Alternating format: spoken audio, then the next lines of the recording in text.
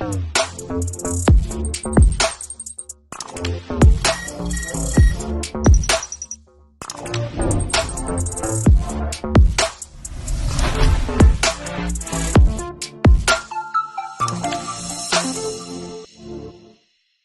on, looking very serious, both 1-1, very in this tournament still are both these players. And yeah, energy kind of the menace. You heard Nikachu talk a little bit about the energy deck, how he really wanted to dodge it, and as far as I know, has done a good job of that thus far. And especially now with 2 of our 4 playing against each other here in the feature match area, gonna get to do it again. You know, kind of the menace of the format, but really, I mean, with Broodscale kind of being the narrative, maybe it's a little overrated.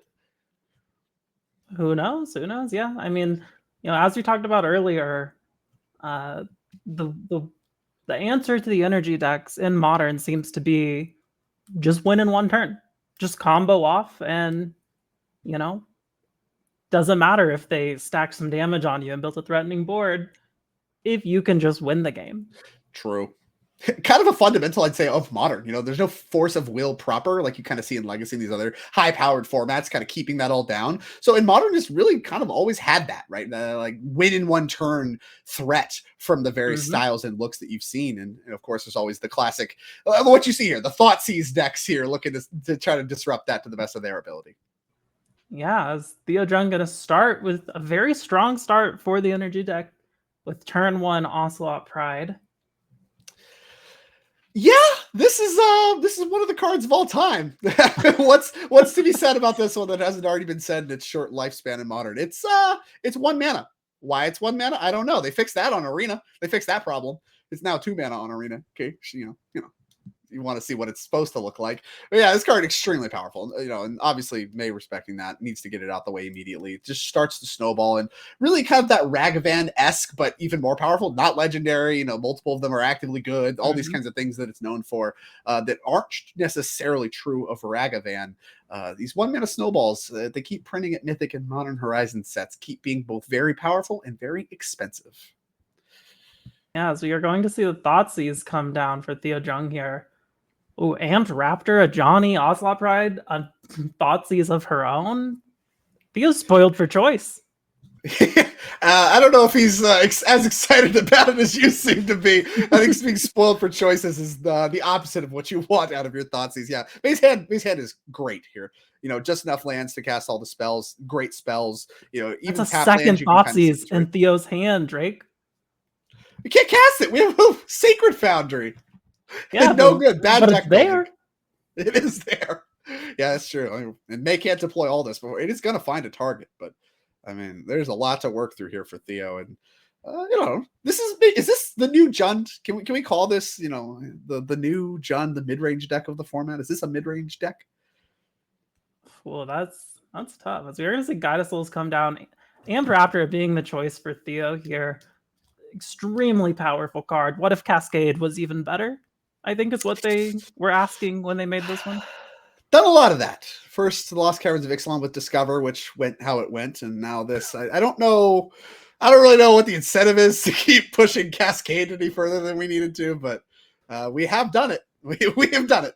We keep answering the question, what if Cascade was better? And the answer keeps being, oh, it's really good. It would be good. Ask one more time. But next time for sure. It might be, you know, just strictly different, not strictly better. No, not this time. Okay, we'll get them next time. May going for a Surveil land here, putting a Dreams of Steel and Oil into a graveyard, which this could be, you know, an opportunity for Theo to Thoughtseize again if he wants to. As we're going to see an Ocelot Pride come down for May here. Super awkward, I think, with Theo's mana situation. I think he has multiple discard spells. I think he might also have a Dreams of Steel and Oil. And you would love to, I think, double discard spell, get rid of these powerful spells and all that stuff. But you might just need to be mana efficient. And yeah, that is what's going to have to happen here. You just need to be mana efficient, get to the board, try to push some advantage, not start to fall behind. And again, this is the bad word, tempo. Really, Magic a lot of times is about who spends the most mana, you know, over the course of the game. That involves using your mana every turn, and that is what Theo is going to prioritize here, because he can't, you know, if he just goes for discard spells, that Sacred Foundry is going to be left untapped. That's unspent mana, that's mana inefficiency, and that's very likely to end up being something you can point to at the end of the game if you lose, to say, hey, that's where things started to slip away right there. Yeah, so we're gonna go back over to May here. Theo did resolve this Ajani. He's establishing quite a board here. May with 2 Ajanis in hand. Now, I want to highlight real quick, Theo is the player who our MVP, Garrick, chose to dodge as, his sort of power of being the MVP. So clearly Theo, a player that at least Garrick considers a big enough threat to just not want to play him at all. How do you think that feels as Theo? Like, I mean, it's got to be like pretty nice feeling, right? To be like, don't want to play me, huh? Yeah, maybe. It depends. If it's just a respect because, hey, I think you're the best player in the room, I think it feels good. I think there's a little bit more like if Garrick's, set of decks that he's comfortable with and is pretty confident he's going to register is bad against your set of decks, that's a good matchup that you're no longer going to play against or have the option to play against. That makes your tournament organically harder if that's the case. And I think for Theo, that could be a little bit disappointing. But, what I know about Theo is he's going to be unfazed. He's like, yeah, whatever.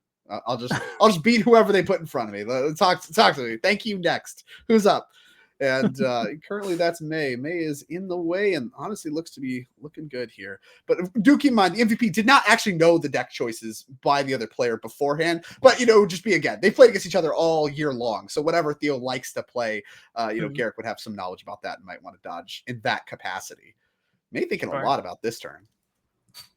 Yeah, it seems like a fairly pivotal turn, as we did see the Thoughtseize come down for May, take out the Dreams of Steel and Oil.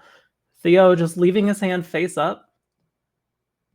Pretty simple, just one Thoughtseize, everything face up these players. Yeah, it's just a silly little guy, little fairy Thoughtseize. Basic there for May. Maybe some respect to preserving life total here. Could come up. Perhaps. A lot of incidental damage. Ajani, especially kind of really the perpetrator of said issues. Yes. This Ajani, I think, means we can actually think about getting Oscillate Pride and all this stuff involved in combat and not having it go disastrously. Yeah, as May's hand, Ajani and Galvanic Discharge. We're going to Thoughtseize. Theo's going to see the 2 of them. Now, both of these cards pretty strong here, right? Yeah, I think they're both second to Johnny. Yeah, normally you don't want to Thoughtseize redundancy, but Ajani is actually, the second one's actually good, and that's part of why it's so powerful. Actually, you see that come up right here. Yeah, exactly. You see that right here, right now, is second Ajani is actually quite powerful. Being able to legend roll away the first, kind of keep a little bit of your value, and then flip your Ajani. That gives you a lot of options that you wouldn't normally have. And this is, I hate to see this. This, like, where legends get more powerful because they're legendary in this kind of way is such a dissatisfying thing to watch. Like, come on. This card's supposed to be bad because you drew a second one. And it's not. It's not at all. You don't like the flavor implication of the thing that sparked Ajani was seeing a clone of himself die? Yeah, I don't love the storyline for a whole bunch of reasons there at all, and I certainly don't like the game incentives of it here either. As Guide of Souls now able to do the powered up attack that it is known for. All these cards, this deck gets criticized as kind of Modern Horizons 3 block, constructed. Just all Modern Horizons sets. I think that this is a big part of it too, is just so many new cards that have all these texts. It's just very complicated and working in weird ways like the double Ajani stuff. That is part of why I think the community at large is so hostile towards this energy deck. As Theo gets to use his own energy token from the energy series, the Inkling custom tokens you get for winning showdowns, gets to use his own as part of his deck choice. Wonder if that went into the decision at all. Maybe. I mean, the brand is strong. Like Nikachu told us earlier, we gotta push the content and have fun with it. So, maybe. Yeah, May going for the exact same play Theo just did. We'll see if it's good enough to be the one doing it second. Yeah, so we're gonna see May's a Johnny flip. A lot of options here. Shani Nakatl Avengers on both sides can improve the board in a variety of ways. Seeing a lot of dice here for me. Yeah. Not a deck that seems like it would need a lot of dice, but sure does. A lot of +1/+1 counters flying around. It's kind of hidden. You got the Guide of Souls, you got the Johnny Nicottle Avengers. It's not really like primary modes, I guess, for both these cards, but certainly looking powerful. Oh, we got more dice. Look at all this dice. Jeez. All right. So May's Battlefield starting to look pumped up like Theo's. Do we have any attacks? Can we really attack? May believes the answer is yes. Yeah, it looks like we are swinging both of these. Question is it going to Theo or is it going to a Johnny? It's odd. I don't hate the attack here. Like, I really think Ocelot Pride is, kind of the asymmetry piece you have over Theo. You want to get that thing involved, but yeah, we can just do some double blocking action, do some trading. That does still push you ahead as far as the board goes, but at the same time, that was your kind of ace in the hole. And Theo still kind of has his Guide of Souls around attacking, gaining life. We have an Ajani really high up in life, and now, without Ocelot Pride, your board looks a little bit weaker, even though you did just clear off a bunch of Theo's board. Oh, and there is a Goblin Bombardment for Theo. Very powerful card in this deck. Yeah, an interesting one. Another pickup, but it's an old card. And I think during the Nadu times, people were playing a bunch of this kind of ways to mitigate that. Less copies now, 2 copies in each of these decks, but massively powerful card for any kind of sacrifice synergies. Really, I think kind of the face of the best thing to be doing as a sacrifice deck for many, many years in Magic.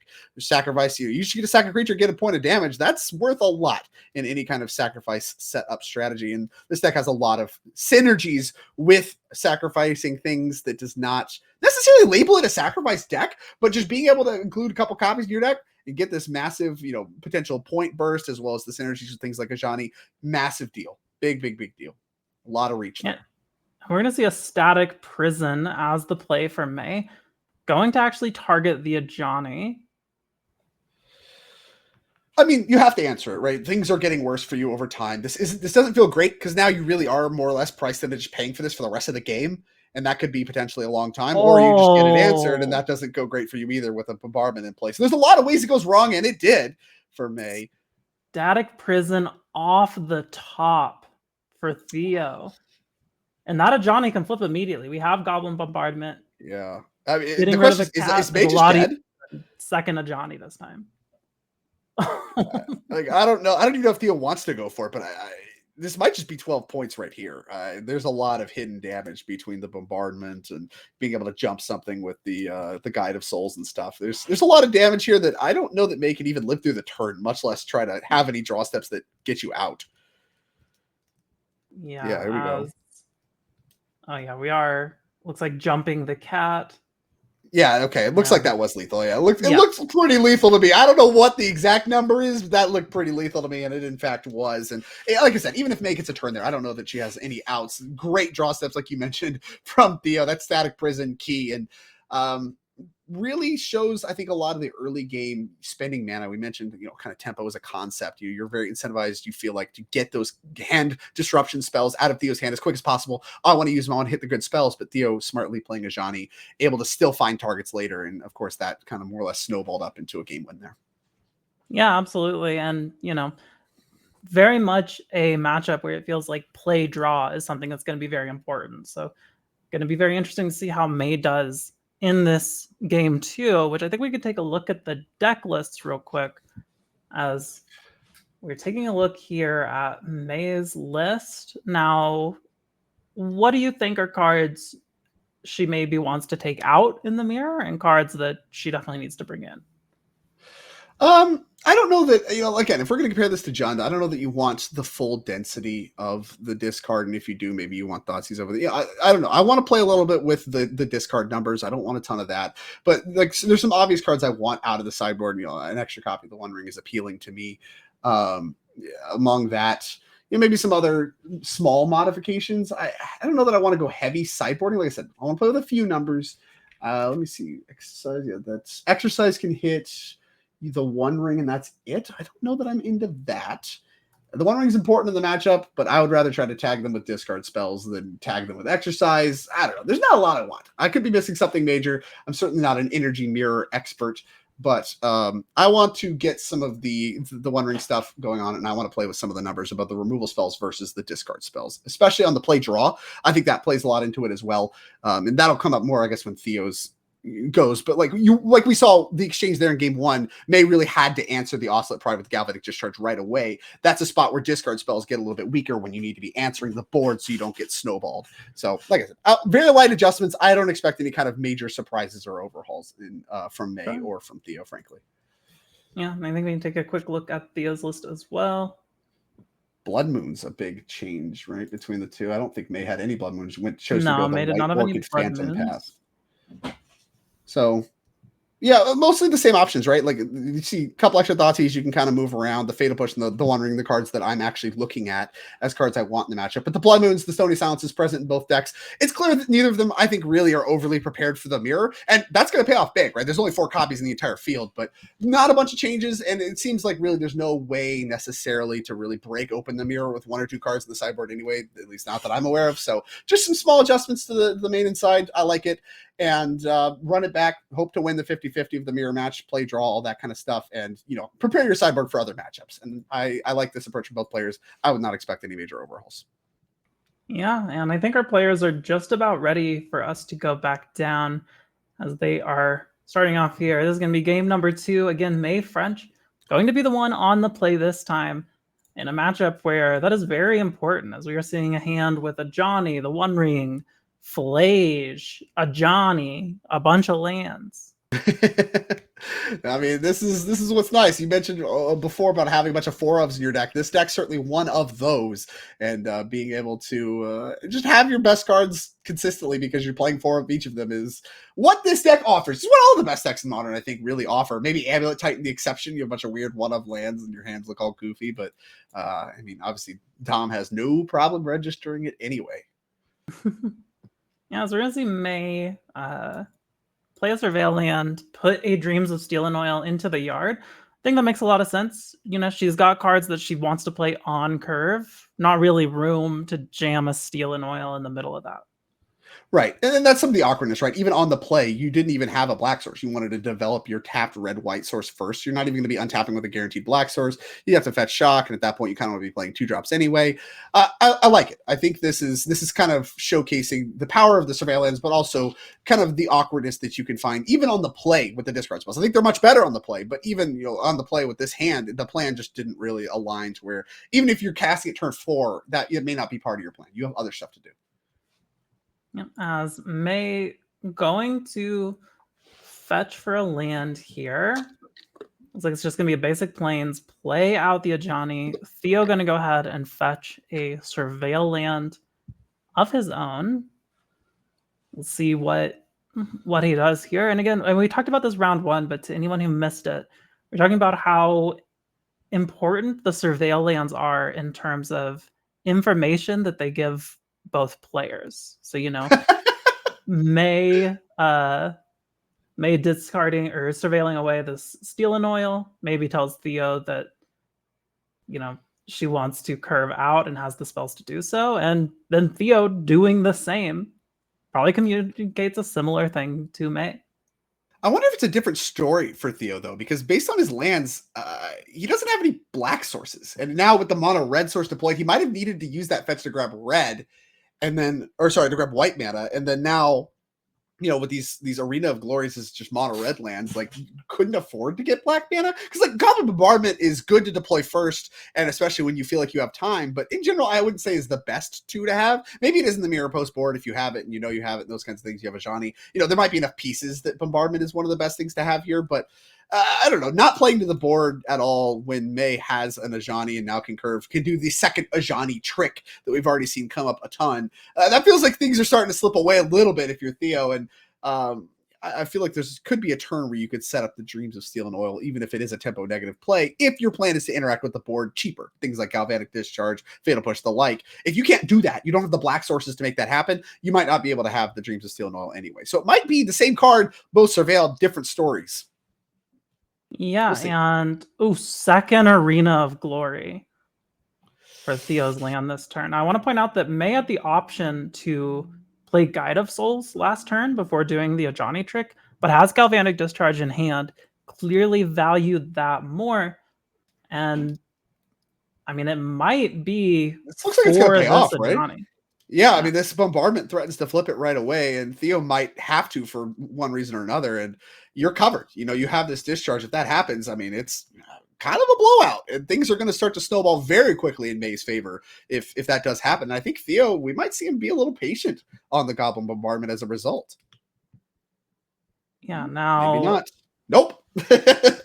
Sure won't. Right now.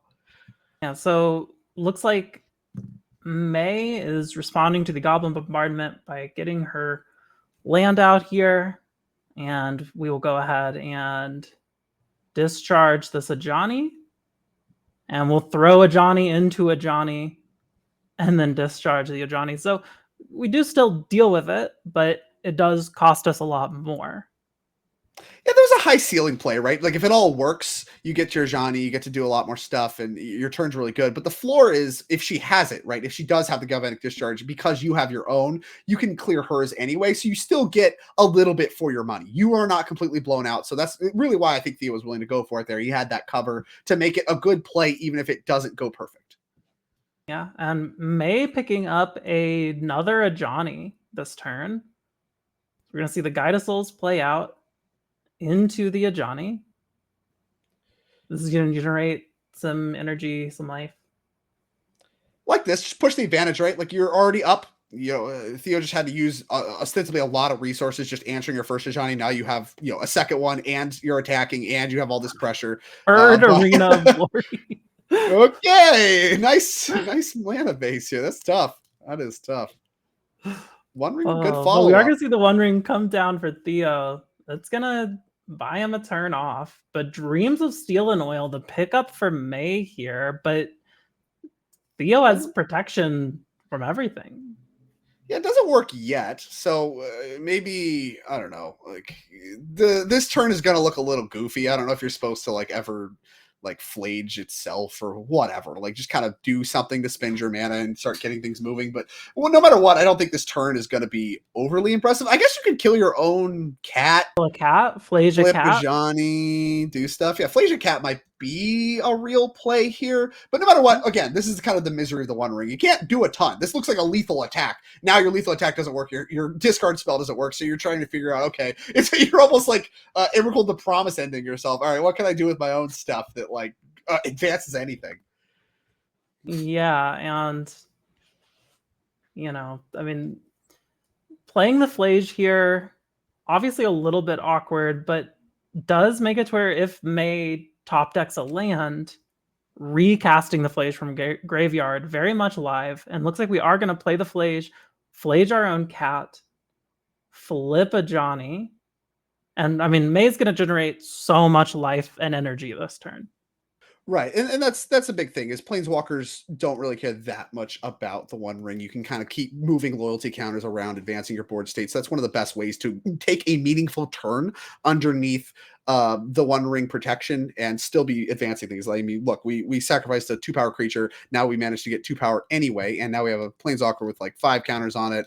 You know, now we have this flying bigger Guide of Souls. We made our whole board way bigger. And like you said, now we have Flage. If we top deck a land, we have Flage. So that means any draw step's good. Spell's great because it advances the board. Land's great because it advances the board thanks to Flage. So you put yourself in a good spot where next turn's also going to be good, really, no matter what happens.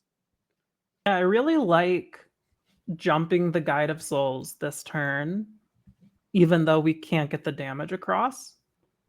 You know, just make it a little bigger, make it a little more awkward to deal with things like, you know, discharge or bombardment. Yeah, bombardment's in play. I mean, this is something to think about. Like, keep this thing from just getting picked off by just random token value and stuff. Amped Raptor, the play for Theo. Huge card here. It just needs material, and this is the best way to get multiple pieces of material. That's a good one. That is a good one, as we are going to see a Static Prison off the top, which was exactly what won Theo the last game. Yeah, Static Prison. I mean, a card that I think you could intuitively maybe try to say is bad in the matchup. You take a lot of turns back and forth. Your energy's already pretty taxed, spending it on things like your Guide of Souls, your Galactic Discharges. But I mean, was key for Theo last game. It looks really good here too. Yeah, and I mean, Theo, once again, spoiled for choice, but in a way that probably makes him a little happier than when he's spoiled for choice looking at May's hand with a Thoughtseize, as he's already Yeah, done a different 3 cards script. with his One Ring. I think definitely a spot where he's a lot more excited, and maybe kind of the first glimmer of hope that we can kind of battle back from this snowballing board state. And being able to spend all your mana every turn, really Theo's done a great job of that even now, and I think that's the reason we're seeing him still be in this game so well. He's got 4 mana, he's gotten to spend it in the last 2 turns, and all of it being mana efficient, hitting good cards off Amped Raptor, putting yourself in a position to maybe try to claw your way out of this. Yeah, it looks like Theo, after playing as a Johnny, considering throwing a cat into May as a Johnny to flip his own. Okay, we made this play last time, and making a cat gets a lot better in the face of having a bombardment, right? So yeah, now we're, the Ajani's a lot more manageable. Does need to start to be a little concerned about his life total, I think. I mean, I don't know where May's going to need to get Flage going to find the reach to get it over with, but I mean, Theo took a lot of damage before this One Ring started drawing cards. And unfortunately, May not able to find this 4th land that she needs to either recast the Flage, play the One Ring. Yeah, Flage would have been a huge play here. I mean, the floor is clearing Ajani. You can even maybe go upstairs. There's justification for that. Like Flage would have given you a lot of options. The Galvanic Discharge, not a 0, but pretty embarrassing in the face of this Goblin Bombardment. Yeah, as we're seeing May really tank on this one. Yeah, how do you keep yourself in it, right? Game's about what's on the board, and Theo's board from that last turn, flipped the script very much about what's going on. Oh boy. Speaking of a wealth of options, just everything. Yeah, even exercise. They did bring that in. I'm kind of surprised. Really, I've got the It lines up. exercise, another Amped Raptor, which only gets stronger. Flage, which looks like is going to be the choice here. Of course, Dreams of Steel and Oil exiling the card, extremely relevant with a card like Flage. And, that was Flage with 3 Arena of Glories on the field. Yeah. So Hasting Flage is not a terribly beatable thing from any point in the game. Certainly not this one. Yeah, that's really what they're there for. It's easy to point to what Theo's mana looks like right now. I mean, honestly, atrocious. The fact that he's been, an artist at finding ways to spend all of his mana in spite of having only 1 white source, no black sources. I think you could point to Arena of Glory and be like, do we really need all 3 of these? 3's a lot. Hasting Flage is just so powerful and for such a low cost normally that I think you're willing to put up with games like these, which aren't even hopeless for Theo. His mana base is still very much functioning, like I said, in order to really have that added flexibility to your deck. Sure. And looks like May's going to attack in. We're going to block with the creatures, bombard them into a Ajani to deal with May's Ajani. And then May is going to discharge Theo's Ajani, who draws a Flage off the top. That might be the door on everything here for May. She really needed the damage from the One Ring alongside top decking a land, I think, for Flage in order to shut the door in this game. As soon as Theo starts gaining a ton of life and attacking the Flages and things like that, I think this game's going to start to slip away pretty much immediately. Yeah, now, as of right now, Theo does not have a second white source. Looks like he just drew one. Who knew drawing 4 cards in your turn would be pretty strong? Pretty good. Is this One Ring card? You heard of it? Yeah. The One Ring is going to draw Theo 3 cards immediately. And I mean, I don't know. This is like the paradigm case of why people are sick of this thing. Like May very much had everything kind of coming up this game. She was on the play. She had a great sequence through the first 2-3 turns. She sequenced things well. She had set herself up for success and really looked like kind of one of those how can you lose spots. And then, oh yeah, here we go. Unbelievable. Amp Raptor hitting the One Ring off the top. First card Theo flips, has exactly enough energy to play it, is able Now to we can pick flage off down stuff a with the cat. board. Ugh. Yeah, and then now you get to do the legend roll thing. Oh, we get 2 instances of it. Yeah, we could Ajani away the other Ajani and the One Ring away your first copy of the One Ring in order to clear it. And so it's just the miserable legend tricks abound. You know, this obviously the One Ring has buried May over the last few turns, and now, I mean, a 4th land doesn't even seem like it's good enough at this point anymore. And of course, May facing down, already down a game. That's going to be match and a tough spot. You know, this is one of those games you're going to go back and watch. I was in the play. You know, how did this all slip away? And you really could just point to the One Ring blanked your turn where you had way over lethal. Is the only card in Theo's deck that could possibly do that, and then immediately started giving him all the resources he needed to run away with the game. Hit all of his land drops, cast all these cheap spells he's drawing, run away with the game, and that's it. That's what the One Ring's about. That's what players are sick of, and a textbook case of it here from Theo. Yeah, it looks like a Static Prison is the play for May. Gonna take Theo's the One Ring. Gonna go ahead and draw a card off of it real quick before it goes away. Now May possibly gets back her Static Prison this turn. Yeah. Or sorry, her Guide of Souls from Theo's Souls Static from Prison. Prison. Yeah. Cleared. The counters are cleared off of it. Theo's got a lot of leftovers, though, and Flage among the mix. I don't know that, you know, yeah, we have Hasting Flage. Like I said, I don't know that we can check that. I mean, that's a problem. It is a problem. It is a problem. Yeah, Theo's snapping that off right away. You can see the exert. Going to exert one of the arenas in order to give a Hasting Flage, which will pick off the cat token. Then we get to snipe the other thing. May's entire board is gone. She's taking a massive hit for 8. And like I said, this is what you get. This is what the Hasting Flage stuff is all about. This is why you put Arena of Glory in your deck. Yeah, absolutely. And oh my god. Yeah, the Dreams of Steel and Oil hits both the One Ring and the Flage in yard, and then May top decks the 4th land. It could not get more insulting than that, as Theo, a convincing 2-0 victory over May French. Yeah, very, very convincing victory there, as you said. I mean, clear reason why Theo was chosen from our MVP as the player to dodge. Very well played by both players, but congrats to Theo for taking down this round of Magic. Now, Drake, I think we have a backup match that we can go down to. I believe that's correct. Yeah, so we're going to see, again, 2 different players from what we've seen so far. We're really doing quite a bit of a feature of the entire 24-player cast of our 2024 Energy Championship. And this matchup here is going to be between Zoe and Connor Mullally. It looks like we're going to be coming in kind of at the top of the round. So yeah, this looks like game number 1.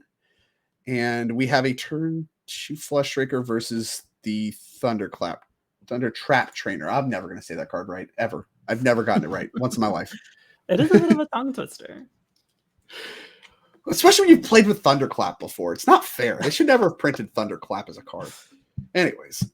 Yeah, I mean, this is the asymmetry that from what we saw last round, right? We saw a bunch of 2 mono green decks, 2 mono blue decks. Well, check it out. Here's green versus blue. Very Civic flooded is the modern format, despite having the energy deck kind of being one of the faces of the format. And yeah, I mean, like I said, both these players, big proponents of, I guess, Zoe on her version of combo. She played a bunch of Living In previously, had a lot of success with that. Connor played a bunch of Yawgmoth previously. So there's like a little bit of, kind of their flavor of combo going on here between these 2 mainstays. As the creature combo flavor versus the kind of spell die all at once flavor of combo. Yeah, and Jawari Disruption was the pickup from Thundertrap Trainer, and it looks like Pithing Needle going to be the pickup for Connor here. Seems pretty nice against Zoe's deck. Not weak. Yeah.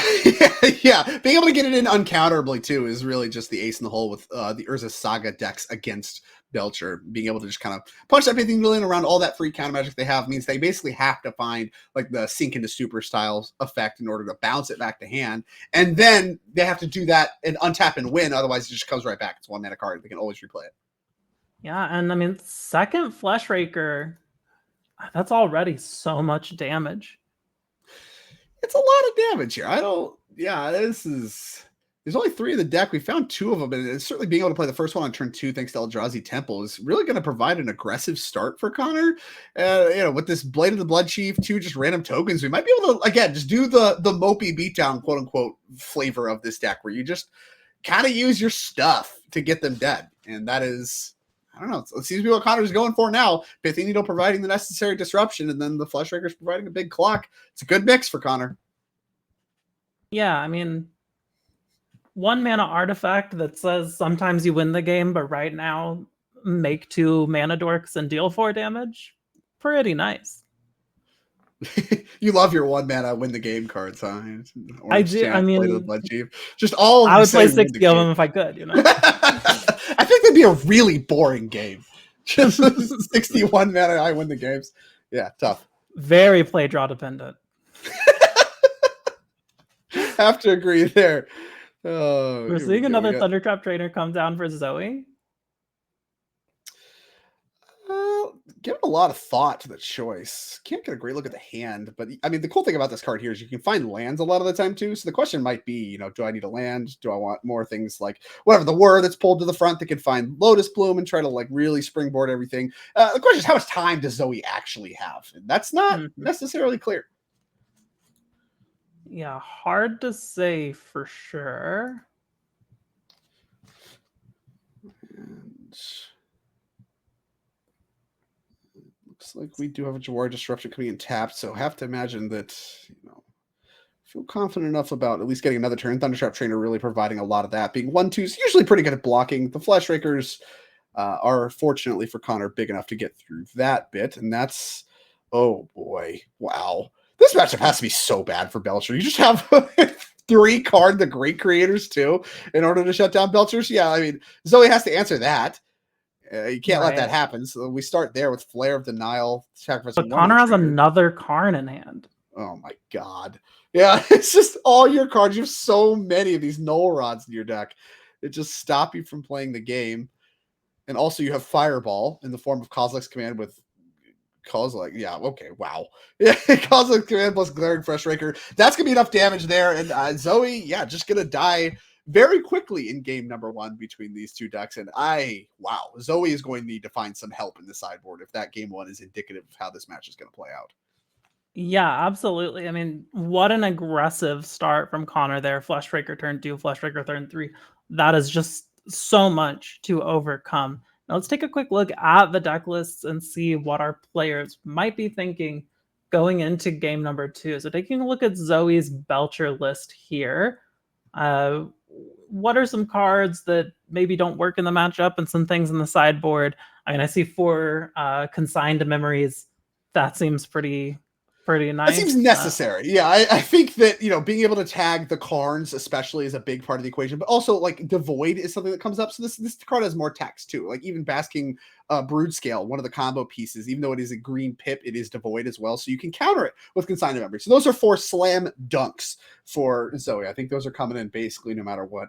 And the rest is kind of up to Zoe. I think you do want to reach for something like Into the Floodmaw. Connor just has so much of those permanents that say you can't win the game anymore, that I think having the extra bounce spell is something that is going to matter.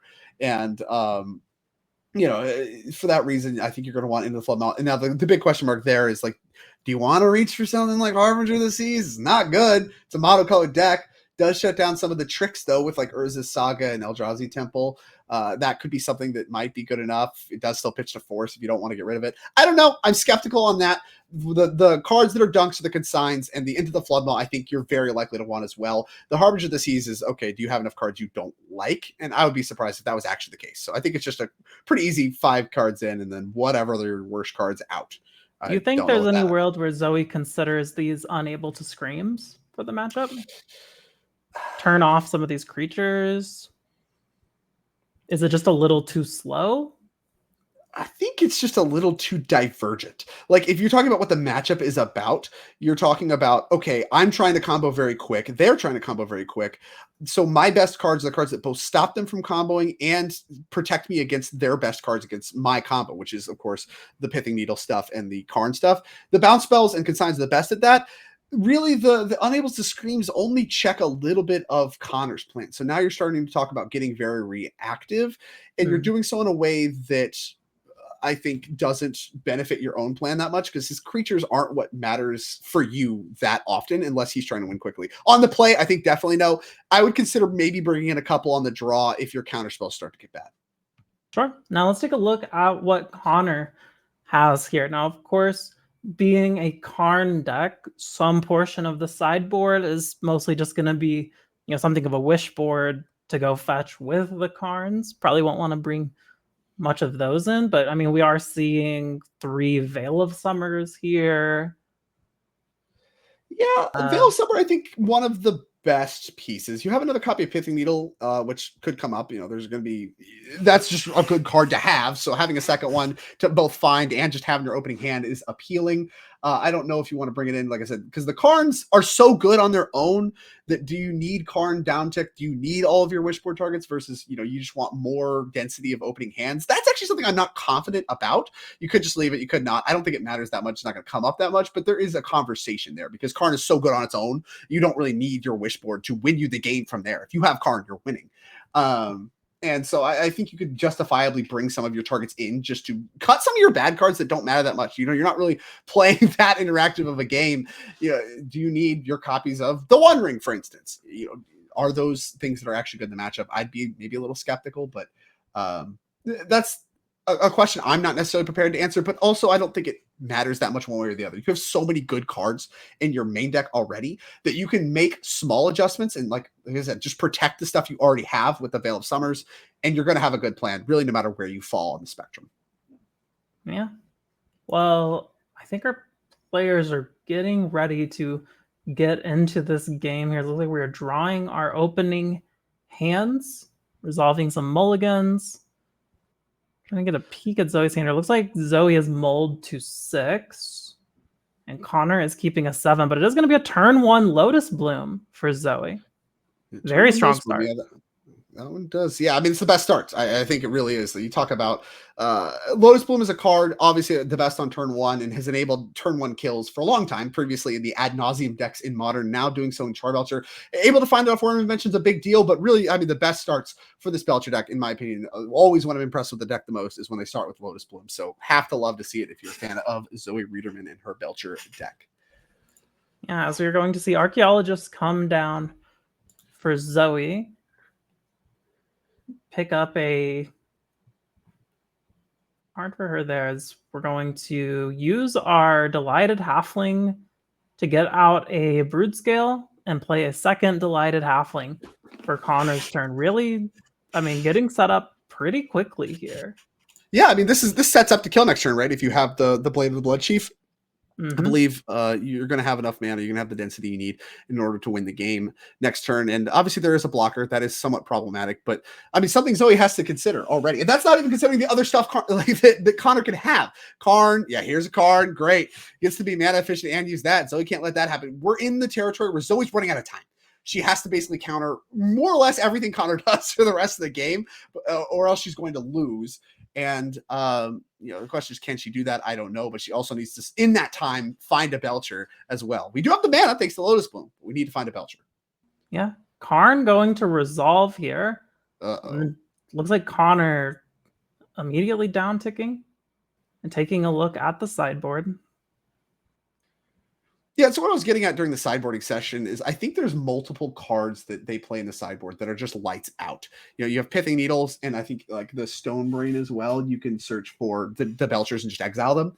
And so you have multiple cards that you can find with Karn that are lights out. As a result, I think you only need one of those. You can bring the other one in. And okay, it's going to be Pithing Needle, I think, is the find and cast. But the point is, like, Karn's just so good in this matchup. How many you lose cards do you actually need access to? Well, maybe the answer is 2. Maybe I'm just a big dummy, and next turn we're going to be able to find the Stone Brain. It's going to be easy mode. Yeah, it is going to get disrupted by Zoe there. Who, I mean, this could be a really big turn for her. But it looks like we're just playing a land and passing back over to Connor. Yeah, I think you need another turn, right? You need to be able to use your Sink into Stupor to bounce the Karn, and then that way you have access to Lotus Bloom mana, because you need to do it all in one turn, or else Karn just comes back and you lose the game. Yeah, so here we go. Connor finds Blade, which is also a you win card, baby. Yeah, there's Kozilek's Command in hand, so yeah, it's just another you win card. Good grief, this matchup seems tough. Every card Connor has is so good against Belcher. I see why people like this deck a lot. It is brutal, as we're going to see that get dealt with by Zoe. What card was that?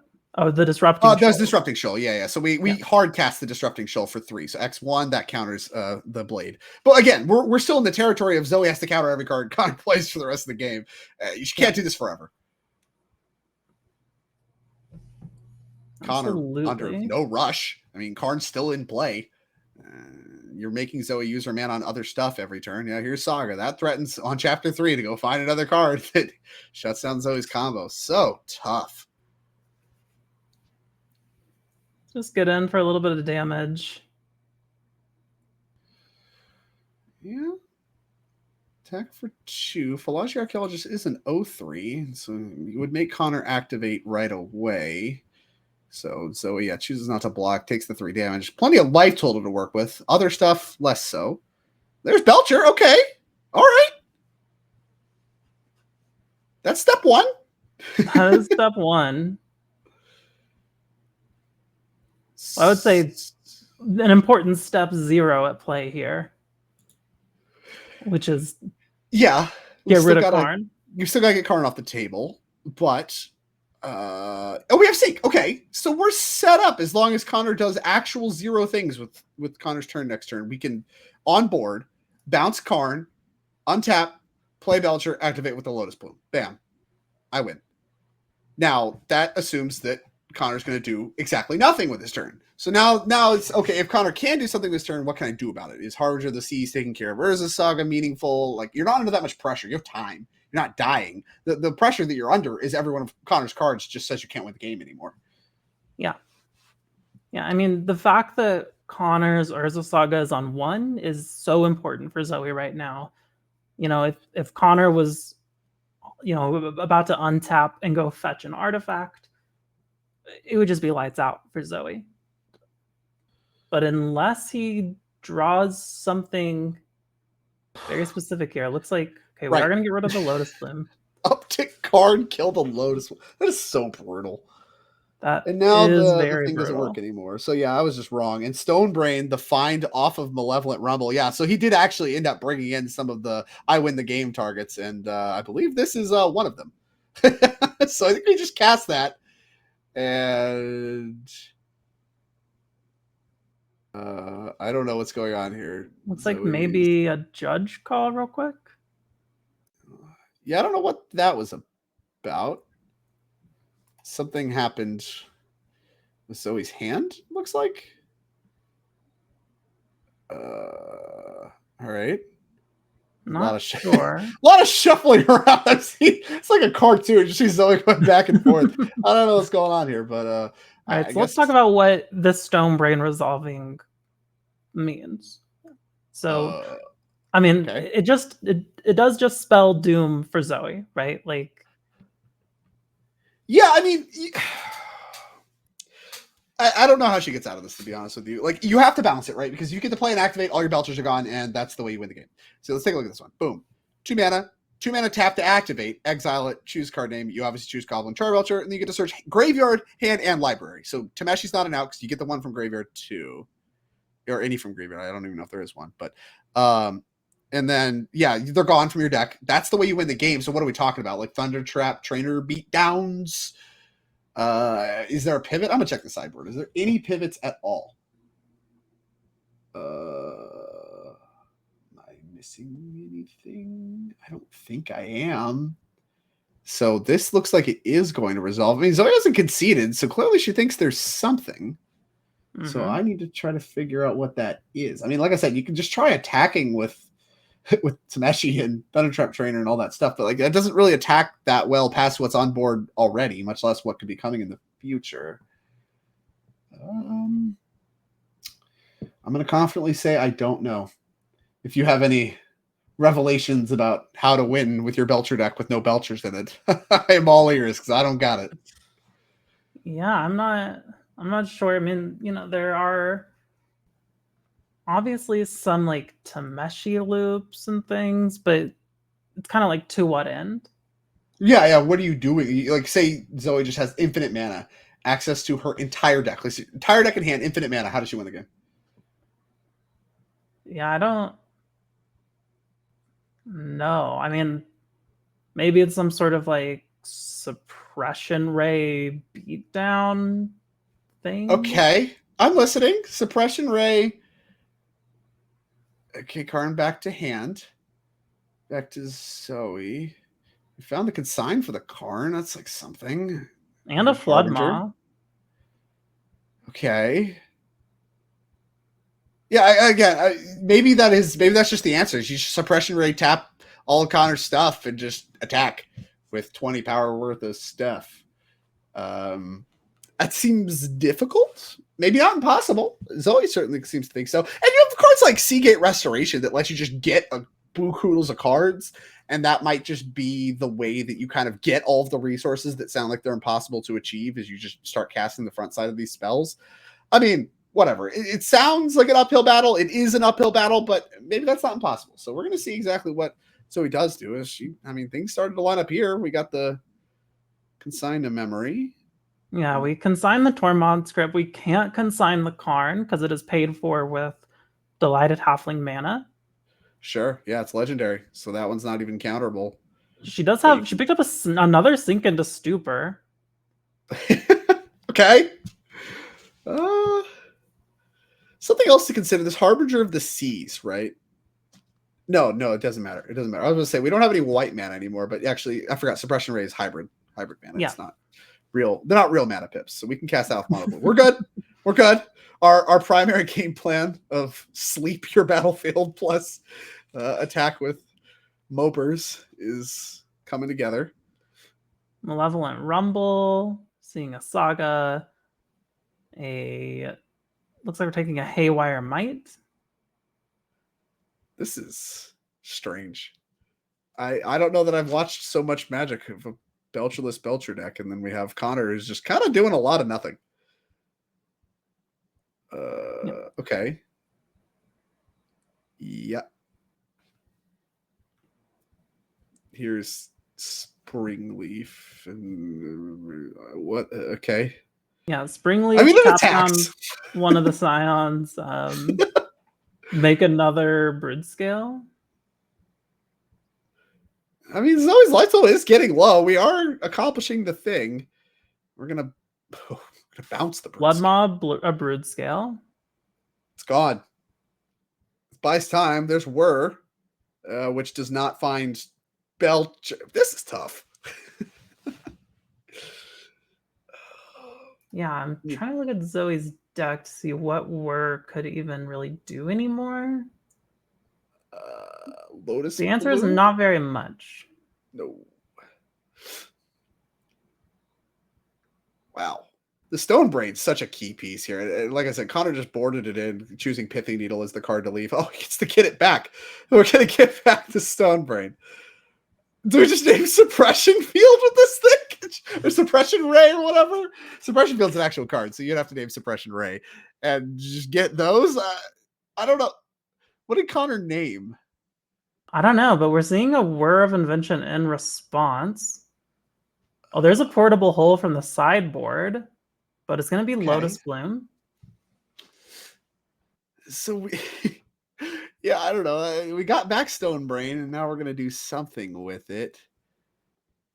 We'll get a good look here at what Connor did name Tameshi. Okay. Yeah, you mentioned like Tameshi loops could be part of the equation. This just kind of removes that as an option. And, you might need that in order to accomplish your critical mass of mana. I guess it's something to do. I think Stone Brain. Oh, you know what? Tameshi loops with Thundertrap trainers. Okay. Start offspringing them. Okay. Go infinitely wide. Okay. Yeah, I mean that's something. That is a thing you could do. That is Not not. online anymore. It looks like Zoe Yeah, gonna be Zoe. extending I the guess that hand. was it. I guess that was the plan because Zoe going to extend the hand after the draw step. There's no way Connor left any on accident or whatever in there. So yeah, I guess that's the thing. You need to hit both the Belchers and the Tameshis in order to really be lights out. But Belchers, I mean, look close to good enough anyway. And what was wow. That matchup can't be good. That's all I'm saying. I don't know what the numbers are. I've not seen any matchup data, but every single one of Connor's cards looks like a massive problem for the Belcher deck. And I think that might be the big key. I think that might be why we're seeing so much of this Broodscale deck in our tournament. And yeah, so much of it here in this event. So with that out of the way, that is the end of round 3. That'll be the end of the modern portion. We're going to be coming back with Pioneer after a little bit of an extended lunch break. The players here, as part of the benefit of being here, they get an extended lunch break. So you all will as well. And before we go, we're going to spend a little bit of time talking about how you at home can qualify for this event next year. Of course, this is the Energy Series. We've been having the Championship Series now for many years.